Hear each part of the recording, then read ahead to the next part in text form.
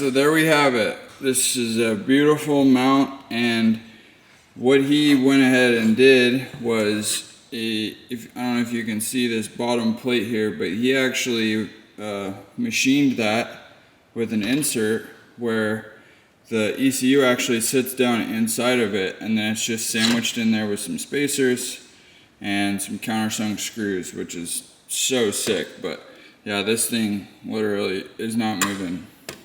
May have added a little weight to it, but we're not gonna have any problems with it coming loose or shaking loose or dealing with vibrations or anything like that. Like, this hands down goes right back in the stock location, and this is gonna perform flawlessly for us.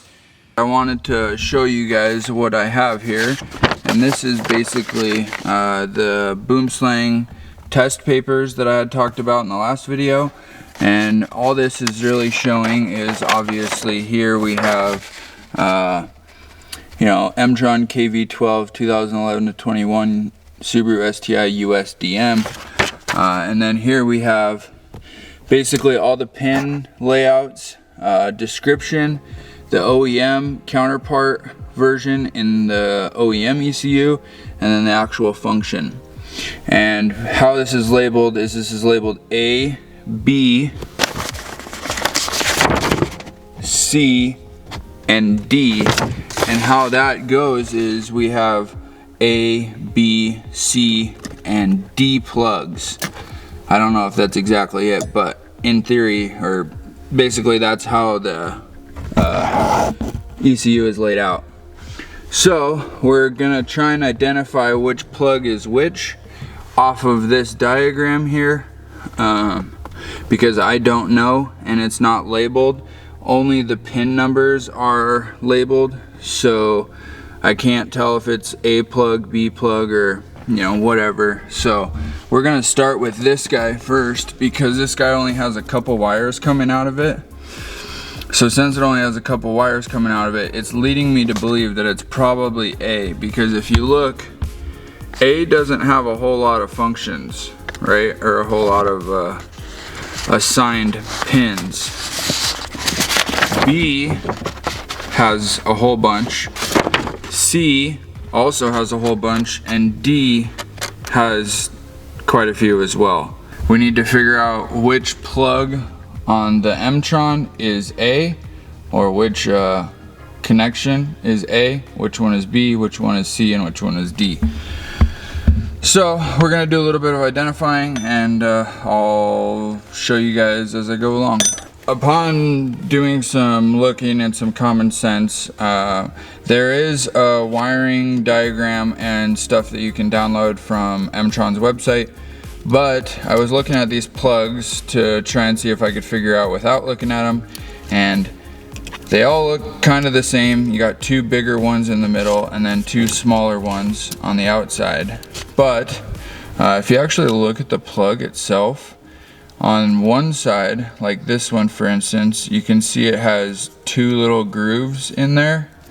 Well, this plug being the same size, it also has two grooves, but if you look at the other side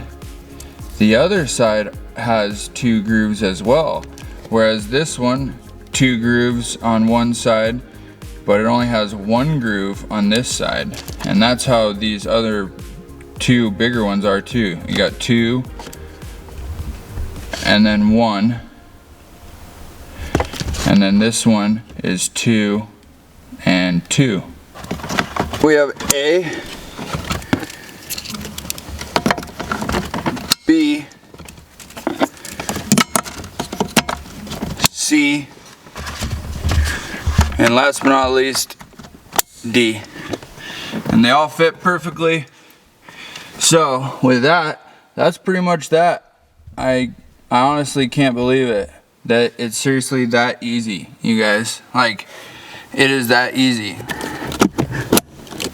Everything is plugged in, and I'm gonna have to figure out something to do with this guy and whatnot.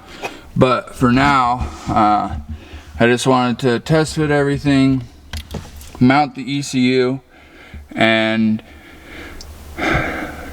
work on getting the EGT module all hooked up. So let's go do that. Next, we'll call this a wrap. I apologize for the mess, but here we have our ETC4. This is the EGT thermocouple module.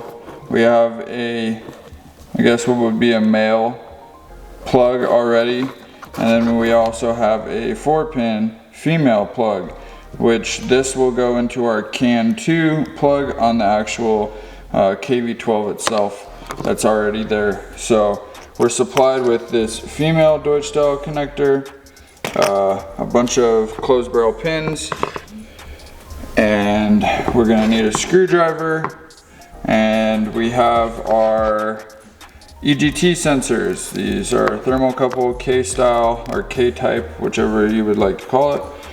EGT sensors, pretty universal EGT sensor. But I pulled the covers off to see, and it is labeled plus and minus, and I wanted to find out if they were color coded for wires or whatever, and if that was the case across all 4 of them. And upon further inspection, each positive is yellow and each negative is red. So I don't think it really matters, because I'm pretty sure an EGT sensor uses resistance to measure, and in theory I guess it probably doesn't need plus or minus, but when you actually go on Emtron's website, in the plug here itself, they have an actual pinout and they have it labeled positive and negative. So like EGT1 would be, what is that? Would be like 1 and 12, and then EGT2 would be 2 and 11, so on and so forth. And there are a couple others in there. I'll have to refer to the pinout again, but for now, all we're gonna worry about is getting all of these yellow K-type connectors off, getting our wires exposed, and crimping these closed barrel pins with our Deutsch style crimping tool. This is a special tool just for these closed barrel pins, and see if we can go ahead and get them inserted into here, get it closed up with this wedge, and get this whole EGT deal all sorted. So I'll go ahead and start tearing all these apart, and I'll touch base with you guys here in a little bit. So we got these closed barrel pins like this guy right here. Basically we're gonna slide this pin over our wire like so, and we're gonna take this specialized tool that I don't know if you can see inside, probably can't, but there you go. There's like 4 little things that come out and crimp it, so it crimps it from 4 different directions.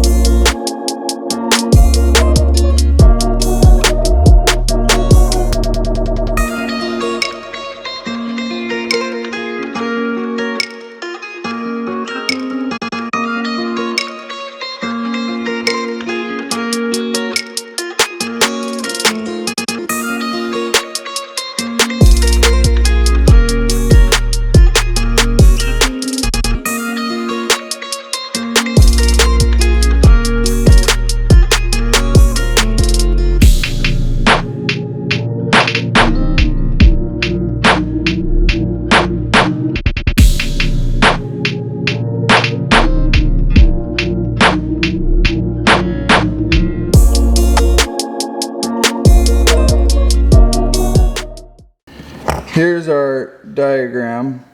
Apologize, things are in the way, but basically you can see it says EGT1 positive is pin 1, and then EGT1 negative is pin 12.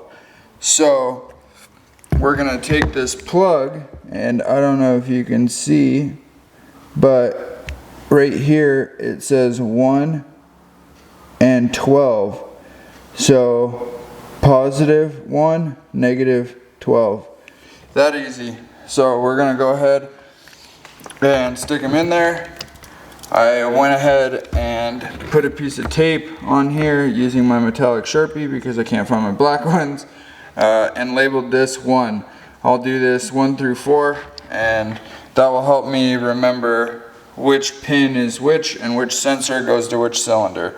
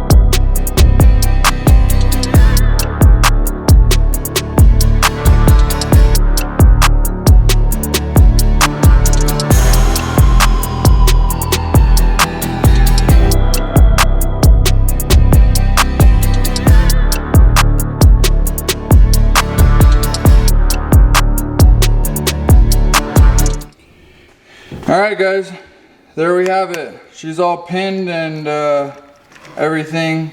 I went ahead and put the wedge in. Literally just stick the wedge in and push down until it clicks in and it doesn't pull out. Other than that, super simple on the orange piece is what I'm talking about. Doesn't matter orientation for that tong because this male plug has little receiver holes where that tong fits into, which it doesn't matter which way it is. So the real test is going to be to see if it, first time camera, if it works. It clicks in, and sure enough, she's clicked in. So super awesome guys, like I am so stoked about this. Now all we got to do is figure out what to do with all the wire, but and I guess mount this guy. This is the actual module. Looks pretty cool. Looks kind of like an ECU as well. That's funny. But Emtron says to try and keep it away from excessive heat areas. So what I want to do is I want to mount this by the ECU, and that means trying to get this through the firewall so that we can mount this inside of the car instead of the engine bay. Will that happen? I'm not 100% sure, but with that, we've pretty much done everything with the EGT sensors. Everything is wired, and I talked with my tuner, and I think this is all we're gonna need. So we'll go ahead and figure out how to mount it. All right, guys, so with that, that's gonna end this one out. I apologize if by filming in 2 different days, it's kind of got the video all wonky, but I wanted to make sure that you got all the information and you got it in the right order, the best way I knew how.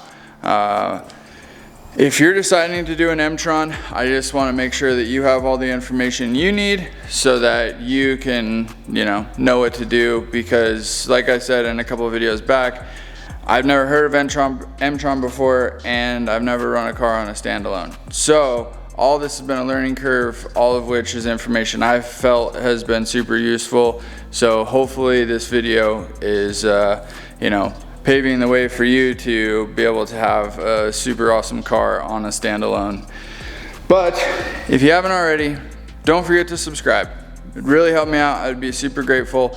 And I'm really trying to push out more videos, but working a full-time job and everything else in life going on, it's really challenging. But all of you guys that are here, I appreciate you. You're my biggest fans, and I have big things coming. I mean, we're gonna keep going and going until we can't go no more. So yeah, we'll catch you guys in the next one. Later.